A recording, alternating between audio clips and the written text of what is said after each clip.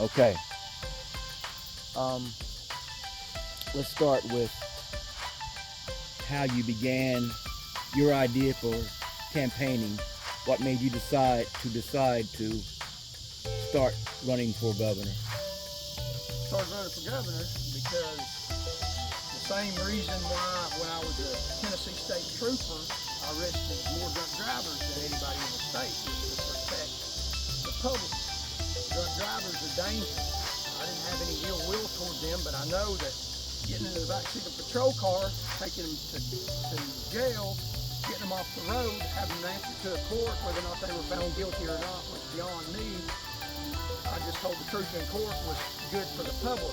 So whenever the highway patrol took me off the road, hundreds more people got killed as a result of their lies. I knew the government was dirty, so I thought, still believe that I needed to run for government office for governor of the state of Tennessee in order to clean up the dirty government, and because it was to protect citizens, to protect the corruption, the people in power that are corrupt. That's the reason why I ran for governor. When did you start? What date did you start running? When did that begin? And how long was your campaign overall? Campaign was about 2.5 years. There was no exact date that I said, hey, I'm gonna run for governor. It was a gradual process. This is what you need to do. When I ran into trouble with the highway patrol, people in power lying under oath and committing crimes, and then I tried to go on and get my law license, and they still wouldn't even let me get my law license, even though I graduated from law school, passed the bar. They were going to hold this stuff against me. I realized, as in my sociology education, that they weren't going to let me go on.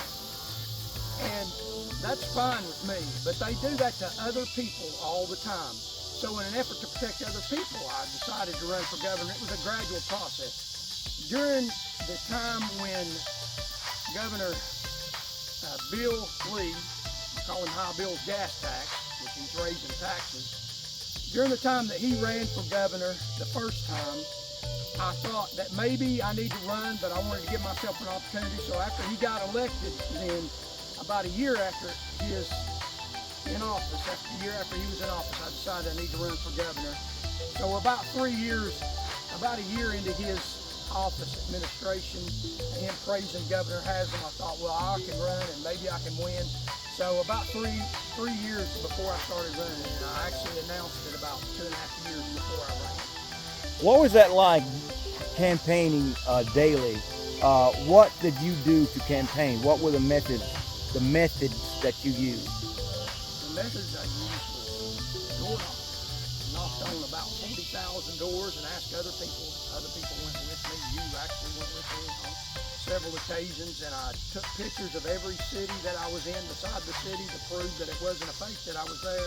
Went out talking to people. I went to several meetings and asked to speak at several places and talk to the public. And the thing behind the campaign was giving people's government back to them, which I think went over well. The reason that we didn't win, I think, was because of the arrest in Chattanooga, made it look bad, and also the fact that it was the first time I ran, I didn't have enough money to get my name out. So other than that, we would have won. And we might be able to win if I run again. I haven't given up on that issue yet. We'll have to see based on surveys and how much money we can get. I may run again. Tell us about that, the conflicts you had while you were out campaigning, being stopped by the police, those incidences. How many times? Just what was that about? I read the law. I have a law degree, passed the bar, so I read the law to make sure that I was complying with the legal requirements in order to run for public office. I researched several cases, and in the United States of America, political speech is the most protected form of speech. You have the right to walk up to a house without a no trespassing sign and knock on the door. And give out political material to the people you're running for office. In the United States, you don't have to be approved by any city or county. That just political speech is protected. You can go up and knock on the door. and ask the people to accept the political material, tell them that you're thinking about running or you may be running, and that is a protected right. If they ask you to leave, you have to leave, but the police cannot do anything for walking up to a door and knocking on it for political speech. Several times people get mad because they are voting for somebody else. If they don't want somebody to come to their door, if they don't want somebody to come to the door, they need to have a no trespassing sign, or simply when you come to the door, ask you to leave their property, and you do. But sometimes people want to get people arrested. And police responsibility, of course, is to respond to the call, but if they stop you and you tell them you're running for public office and they have no crime, they need to let you go, or not even stop you in the first place because they don't see you going anywhere. So I was stopped about 4 or 5 times, harassed by a cop, stopped, detained, run my name through NCIC, even explained to them what I was doing, and they have no right to stop you. So if you're Governor Lee or Haslam driving around in a big bus and have a lot of money, they won't stop you then. So people running for office without a lot of money, they get stopped and harassed by police. It's a way of deterring people that don't have a lot of money from running for government office. And I know police do that. They pick on poor people because I used to be a state trooper. And I know one state trooper who's a lieutenant now with the Highway Patrol, and he used to stop cars based on whether or not it was an older or newer model. So because I wasn't blocked with people and money, the police stopped me several times. I even had to write a letter to the sheriff here in Knox County and tell him I'm running for government office. I have every right to do what I'm doing, cited the case law to him, and asked him to have his deputies leave me alone. Obviously, it could turn into something violent if somebody makes an accusation. They did several times alleging I did stuff that I didn't do, and then the cops don't know if you're armed or whatever, and they might approach you in a menacing manner and mistake something you do and shoot and kill you. When you have every right to do what you're doing, the public has no right to lie on you, and the cops should have protected me like they would have protected Mr. Haslam or Mr. Lee, instead of trying to harass me and prevent me from running for office. Even today, I'm kind of concerned about being able to exercise my rights because a sheriff's deputy somewhere might knock me down and hurt me for exercising my constitutional rights. So constitutional rights really don't exist in this country unless you're a rich person, which is very alarming. Did they stop you on their own, or was it all in response to a complaint, or did they just decide they wanted to stop you? Sometimes they just decided they want to stop me. Sometimes it was based on a complaint. I don't really know. All I know is that they came and stopped me, told me to stop. When I'd ask them if I was free to go, they'd say no. When I'm asking them why, sometimes they wouldn't give me a reason, and sometimes they would say we had a complaint on you. And the fact is I don't care anything about their complaints. Their complaints could be legitimate or illegitimate. Had they seen me do something wrong, they have every right to stop me. They don't have a right to stop me based on a straw man, a false third party's complaint. So that leads up to Chattanooga. Yes, sir. And this was what. This is the cover. These are the things that were leading up to what happened in Chattanooga in Hamilton County. Yes. Okay. Let's go over that. What you were doing when you got there, what happened, how many days you were there, or the whole thing. Just go ahead and explain that. Well, I was only there for the day. I had to stay overnight because they didn't let me out of jail till after it was too late. But I just went to one city, campaign there, and then go back to my home in Knoxville, and then go to another city every day. The situation in Chattanooga, you can summarize it as the cover-up. It's a cover-up. It's a cover-up that's still going on to this day. There's police body cam footage of a violent assault, an attack by police that injured me and sent me to the hospital first. And they have police body cam footage, and they won't even show it. So I was out at the voting hole, in answer to your question. Legally campaigning, they have a sign that says you can't go beyond this sign. It's a 100-foot sign where the law says they have a right to regulate within 100 feet. You can't go in the polls and solicit people to vote for you, ask people to vote for you. You can outside that 100-foot line. I was on legal ground asking people to vote for me, which I have every right to do. Politics is extremely controversial. Some people hate political candidates. And they can't do anything about it if you're acting illegally. The only thing they can do is not vote for you. So I was legally at the polls asking people to vote for me with a campaign sign that says Morgan across the top of my picture on it. So no one's mistaken my identity, and I wasn't trying to cover anything. The identity of some of these people that complain is in question. But the police didn't worry about that. And evidently, according to them, I don't even know that that's true. They had some people complain about me. Obviously, people will complain. If they're going in to vote, they're not voting for you. You've asked them to vote for you, they say no. They go in to vote, and they know you're standing out there in the parking lot. You're going to continue to ask people to vote for you, so you're going to get voters to vote for you. I got plenty of them. So when they're going in to vote, they know you're canceling out their vote, so they don't want you canceling out their vote. So they're going to call in a false call to have you arrested, to get you out of there so you can't get votes. They're exercising their rights, and then they call the police to take me from not exercising. Tell us my about rights. you said that a man came out and put his finger in your face or talked to you? Yes, one of the members of the governor, the state employees, they allege they're state employees, so he's somebody under the governor. So he works for the governor, and he came out and accused me of harassing voters. He said he got several complaints, didn't even see me do anything, so he's relying on voters to say that I did something wrong. I denied that I did anything wrong. They would have lied about that, except for I recorded that. They didn't want me to record them. Why would you, if you're acting lawfully in a legal, justified manner, why would you not want yourself to be recorded? The fact is, the state government does not act in a lawful, legal manner. They didn't want me to record them because they wanted to lie about it. And then they lied about stuff. They said I did stuff, and there's no proof of what they said. I'm not going to go over their lies. I'm going to tell you about their lies.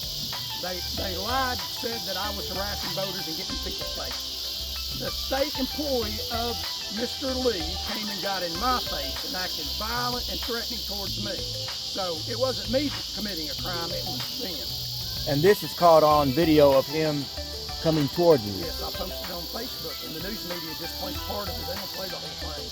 They take out the part about they wanted me to leave, and they take out the part about me saying I'm not giving up my seat. Why would they take that part out? Because they don't want me to be known as someone that's standing up for my civil rights and the civil rights of other people, like Rosa Parks.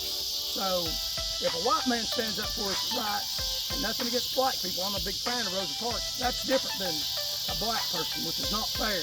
We have rights too, and we intend to enforce them whether you like them or not. We're not going anywhere. Tell us what... And I didn't go anywhere. Give us a little bit of detail about what the police actually did to you, or what led up. You talked about slapping your phone out. Go into detail about that, about how they confronted you and what went on with that. The police were called. I asked them to call the police because I wanted to be protected. They were claiming that there was a disturbance in their voting area that I'd never been in. And they needed to call the police and protect me and them. Evidently someone wanted me harmed, so I did ask them to call the police. They called the police, and the police came out and approached me in a menacing manner. There's about 4 of them, and I could tell they were upset. I hadn't done anything wrong. I was still behind the line. And they asked to speak to me. And I asked them, according to my rights, my constitutional rights, I'm a lawyer, if I was free to go.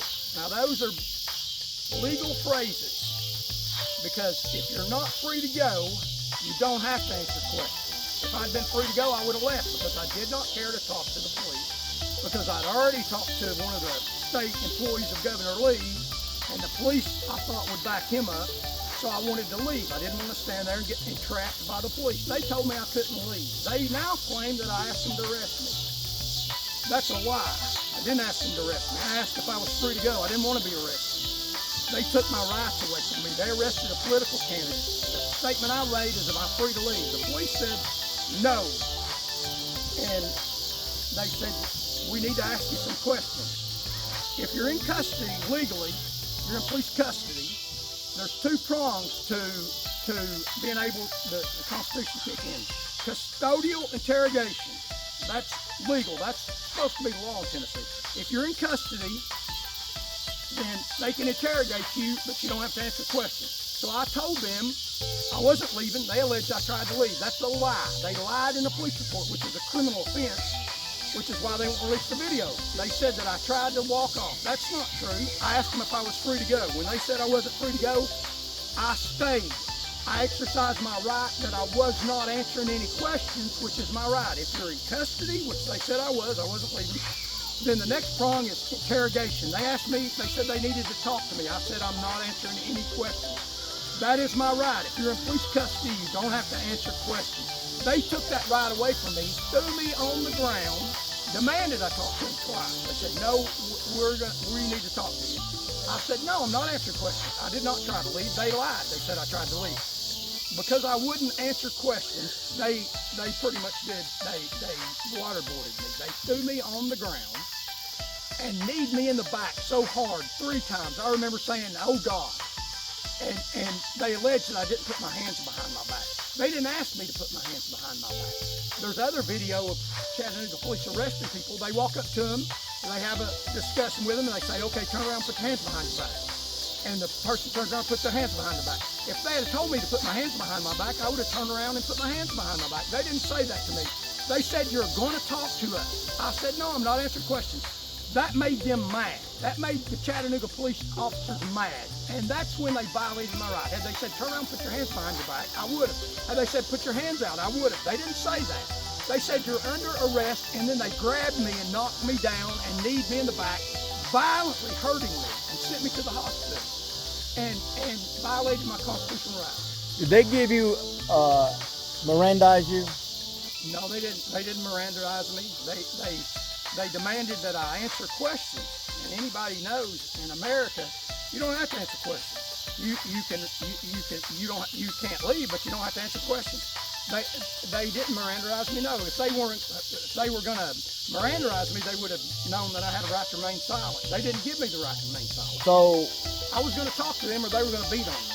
And they did beat on me. But weren't they required to give you your rights, tell you? Not necessarily, not unless they asked me questions. If they were going to ask me questions about a crime, yeah, they were supposed to Mirandize me, yes. Okay. The problem with this is it's a cover-up. They have a video. They admitted to a video in a civil lawsuit. They had a police body cam. I was recording it.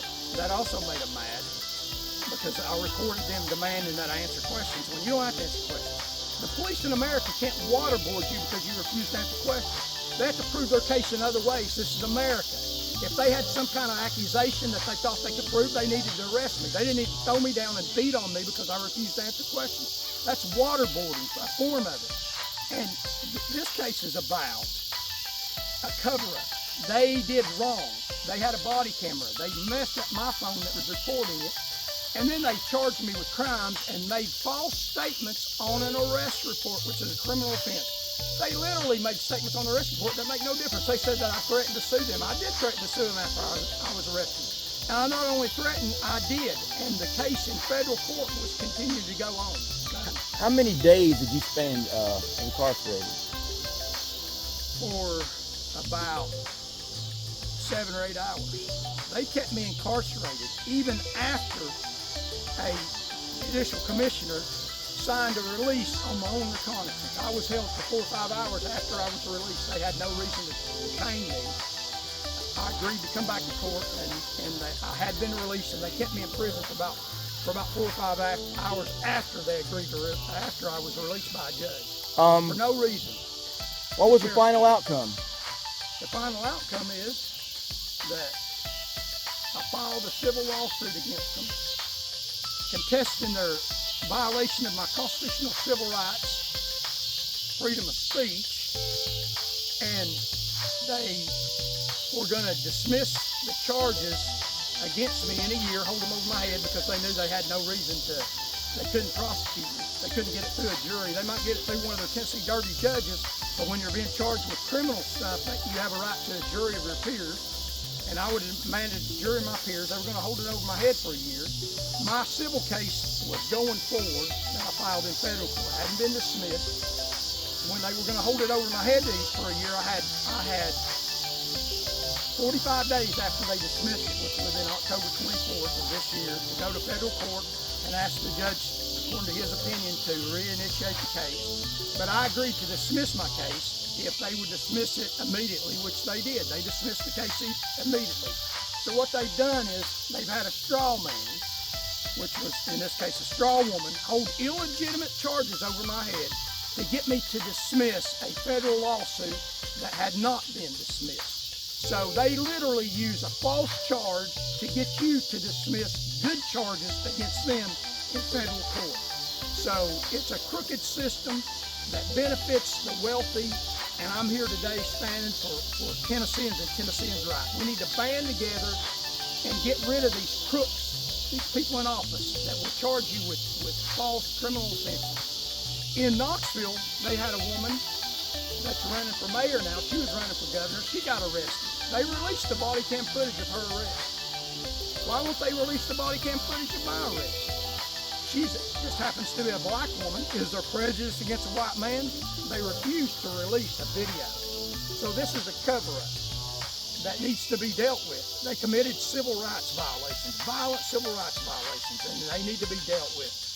They release a video of a black woman's arrest, body cam footage. They have body cam footage of my arrest. They've been asking in papers through the court system, Freedom of Information Act, to release that video of the body cam footage of their arrest. If they admit they have on civil papers, federal civil papers, they admitted they had body cam footage of them arresting me.